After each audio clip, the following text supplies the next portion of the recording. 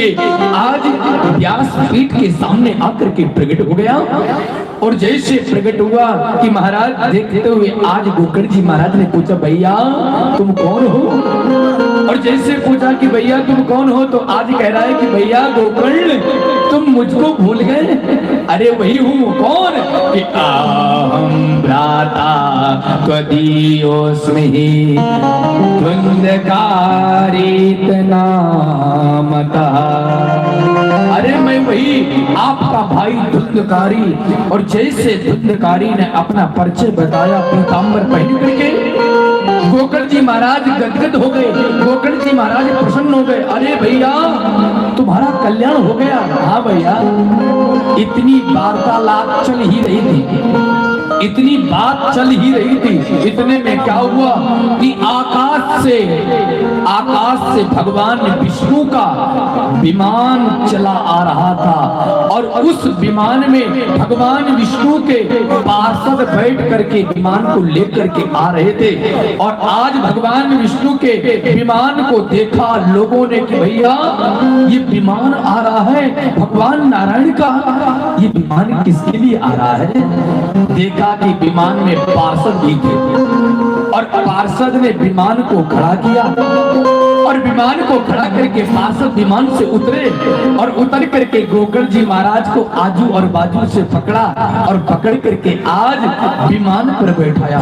जितने श्रोता थे, जितने कथा सुनने वाले थे, सब आंख फाड़ फाड़ करके देख रहे थे। अरे भैया ये तो स्पेशल विमान आया है, इसके लिए आज विमान पर बैठाया।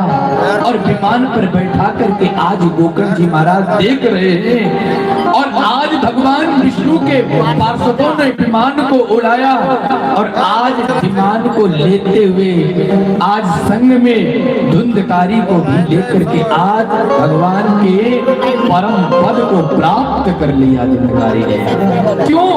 सभी लोगों ने प्रश्न कर दिया, महाराज ये बताओ कि आपका भाई इतना दुराचारी पापाचारी था, जीवन में उसने पाप के अलावा एक भी पुण्य का काम नहीं किया और भगवान विष्णु ने उसके लिए विमान भेज दिया। ऐसा क्यों? हम तो जीवन में परमात्मा का नाम लेते रहते हैं और आपके सामने ले भी रहे हैं और फिर भी मेरा कल्याण नहीं हुआ है। और जैसे कहा कि महाराज आज तो देखते हुए भगवान विष्णु की माया के रूप में आज गोकर्ण जी महाराज कहते हैं कि भैया आप लोगों ने कथा सुनी है, आपने कथा सुनी है और कथा सुन करके उस कथा को सुन करके निकाल दिए हैं। उस कथा का चिंतन नहीं किया है, उस भगवान की कथा का मनन नहीं किया है। और चिंतन मनन करने के बाद आपने उस कथा को हृदय से उतारा नहीं है। लेकिन आज इस धुंधकारी ने एक एक दिन की कथा को चिंतन किया है, मनन किया है और मनन करने के बाद इस कथा को हृदय से उतारा है। इसीलिए एकाग्र मन होकर के उसने भगवान की कथा को श्रवण किया है, इसलिए भगवान के परम पद को प्राप्त कर लिया है। बोल भक्तवत्सल भगवान की। अब तो महाराज जैसे गोकर्ण जी महाराज ने इतना बताया सभी श्रोताओं को, तो सभी श्रोता हाथ खड़े कर लिए। महाराज अब की बार आप फिर कथा करिए और जब अब की बार फिर कथा करेंगे तो हमारा मन इधर उधर नहीं रहेगा। अब की हम भी चिंतन करेंगे और मनन करेंगे और उस कथा को हृदय से उतारेंगे। तो क्या हमारे लिए भी विमान आएगा?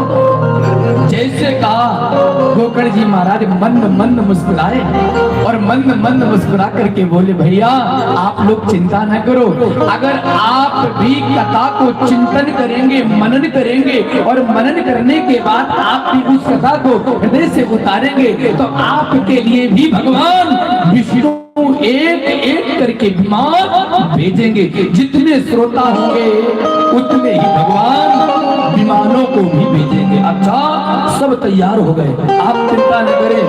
कृमा से कथायाम श्रवणम गुरु।